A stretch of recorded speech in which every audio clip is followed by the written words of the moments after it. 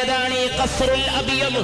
ആരുടേതാണ് ഈ വെള്ളക്കൊട്ടാരം എന്ന് ദജ്ജാൽ എന്റെ മസ്ജിദിനെ നോക്കി ചോദിക്കുമെന്ന് റൂഹി പിതാ മുഹമ്മദ് മുസ്തഫ സല്ലല്ലാഹു അലൈഹി വസല്ലം.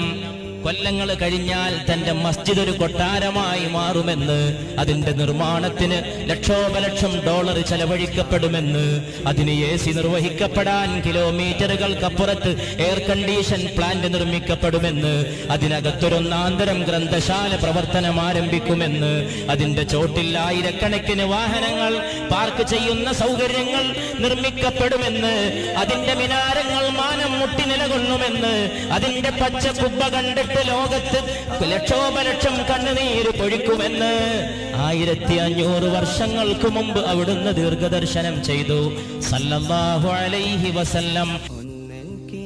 ഈത്തപ്പനയുടെ ഓല കൊണ്ട് കെട്ടിയ ഈത്തപ്പനയുടെ തണ്ട്